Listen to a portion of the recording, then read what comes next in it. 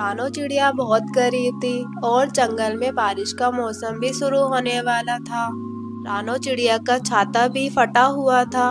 तब उसकी बेटी उससे कहती है, मम्मा मम्मा हमारा छाता तो फटा हुआ है। अब तो बारिश के मौसम में हमारे घोंसले में पानी आएगा। अब हम क्या करेंगे मम्मा?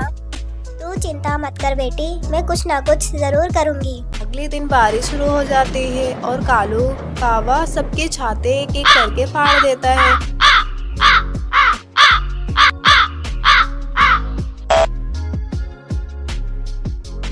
वे सब पक्षी अपना छाता देखते हैं तो वे रानो चिड़िया के पास सिलवाने के लिए आते हैं। एक घने जंगल में सभी पक्षी मिलजुल कर रहते थे। तभी बारिश का मौसम आने वाला था और बुलबुल वहाँ बारिश का समाचार लेकर आती है। पक्षियों, अभी अभी बादल भैया ने मुझे बताया है कि वे बारिश करने वाले हैं।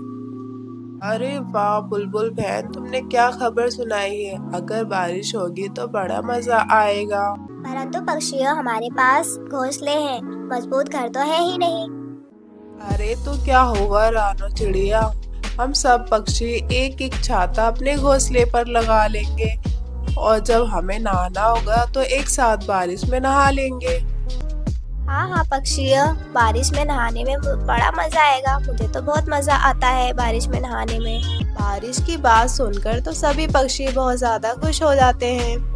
रानो चिड़िया, मुझे तो पहले से ही लग रहा था कि बारिश होने वाली है। बारिश होने के बाद तो हमारा जंगल कितना हरा भरा हो जाएगा।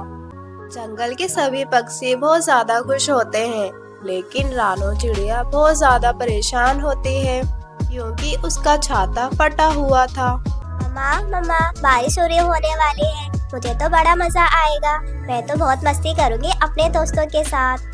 माँ, मैं कब से आपसे बात कर रही हूँ, पर आप कोई जवाब क्यों नहीं दे रही? क्या कोई परेशानी है? बढ़िया बेटी, मैं भी बहुत ज्यादा खुश हूँ बारिश की वजह से, परंतु ये देखो हमारा छाता कितना फटा हुआ है। अब हम इसके अलावा क्या अपने घोंसले में लगाएंगे? हमारे पास तो दूसरा छाता भी नहीं है, हमें अब पूरी बारिश में भीगना पड़ेगा। मम्मा, आप इतनी सी बात पर इतना परेशान हो रही थी, मेरे पास इस समस्या का एक उपाय है। माँ, आप सिलाई जानती हो ना, तो फिर इस छाते को सिल दो, फिर उसके बाद पानी भी नहीं आएगा हमारे घोंसले में।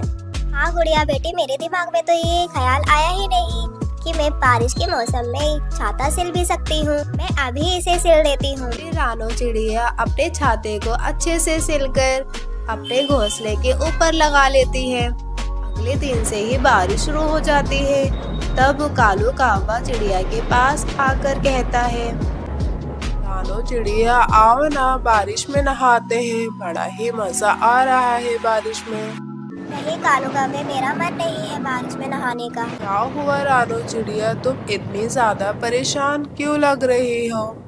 कालू भैया, आप जानते हैं ना कि मैं कितनी मेहनत करके भोजन ढूंढती हूँ और मेरे पास सिर्फ आज के लिए ही भोजन बचा है और न जाने कब बारिश रुकेगी और मैं फिर भोजन लेकर आ पाऊंगी। मेरे पास भी इतना भोजन नहीं है कि मैं तुम्हें दे सकूं, परंतु तुम मेरी बहुत अच्छी दोस्त हो, लेकिन अब मैं कर भी क्या सकता हूँ। कालू भैया, आप मेरी वजह से परेशान ना हो और आप जाकर बारिश के मजे लो। अरे रानो चिड़िया, तुम्हारा छाता तो फटा हुआ था, परंतु इसके अंदर घोंसले में पानी क्यों नहीं आ रहा? अरे कव्वे भैया, मैंने अपने छाते को सिल लिया है, इसीलिए मेरे घोंसले में पानी नहीं आ रहा। क्या तुम्हें छाते सिलने आते हैं? ये तो बहुत अच्छी बात है। इसके लिए मेरे पास बहुत अच्छा उपाय है। तुम इस बारिश के मौसम में भी पैसे कमा सकती हो। मैं तो कहता हूँ तुम पक्षियों के फटे हुए छाते सिलना शुरू कर दो, जिससे तुम बहुत पैसे कमाओगी।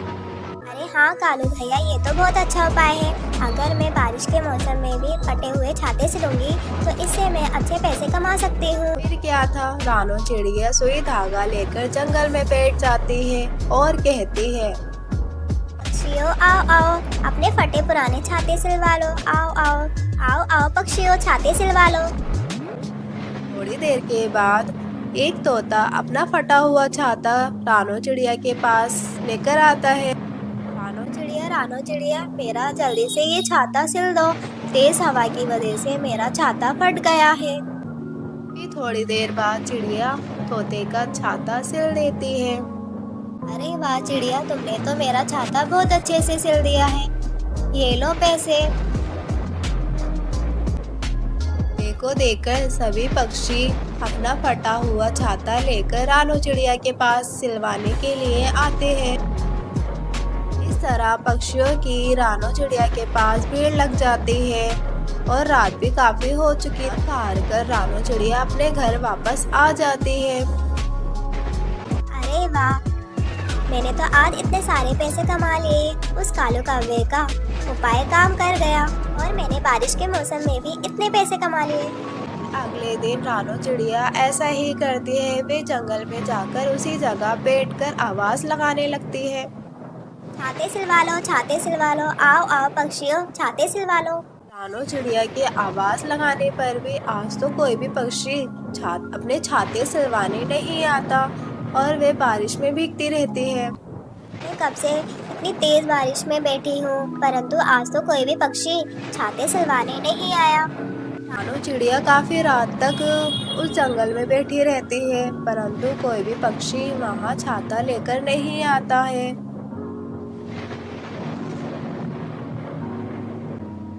अरे रानो चिड़िया, तुम इतनी ज्यादा परेशान क्यों लग रही हो? कल रात तो तुम बहुत ज्यादा खुश थी, लेकिन आज क्या हुआ? कल तो सभी पक्षी अपना छाता सिलवाने के लिए मेरे पास आए थे, परंतु आज तो कोई भी नहीं आया और मेरे पास आज ही का भोजन है और ये बारिश रुकने का नाम ही नहीं ले रही है। अब आगे क्या होगा भगवान जाने। रानो चिड़िया, तुम परेशान मत हो, कुछ ना कुछ हो जाएगा। फिर अगली सुबह हो जाती है और कालू कौवा बहुत ज्यादा परेशान होता है। रानो चिड़िया मेरी बहुत अच्छी दोस्त है, इसलिए मैं उसे अकेला नहीं छोड़ सकता कि जब मैं मुश्किल समय में था उसने ही मेरी मदद की थी, इसलिए मैं अब उसे अकेला कैसे छोड़ सकता हूँ। कालू कौवे के दिमाग में एक उपाय आता है और वह वहाँ से चला जाता है। फिर कालू कौवा एक एक करके सभी पक्षियों के छातों को फाड़ देता है, जिससे वे सभी पक्षी रानो चिड़िया से अपने छाते सिलवाने आए। मैंने सभी पक्षियों के छाते में सुराख कर दिया है। अब वे सभी पक्षी रानो चिड़िया के पास सिलवाने जाएंगे। रानो चिड़िया का धंधा फिर से शुरू हो जाएगा। सभी पक्षी अपने फटे हुए छाते लेकर रानो चिड़िया के पास आते हैं और रानो चिड़िया के पास फिर से भीड़ लग जाती है। फिर कुछ ही देर में रानो चिड़िया सभी पक्षियों के छाते सिल देती है और वे अपने घर आ जाती है। इस तरह वे अपने बेटी के साथ खुशी खुशी रहने लगती है। दोस्तों, कैसी लगी आपको हमारी कहानी तो ज़रूर कमेंट करके हमें बताइएगा। और हाँ दोस्तों, अगर आप इस चैनल पे नए हैं तो चैनल को सब्सक्राइब और वीडियो को लाइक ज़रूर कीजिएगा। धन्यवाद दोस्तों।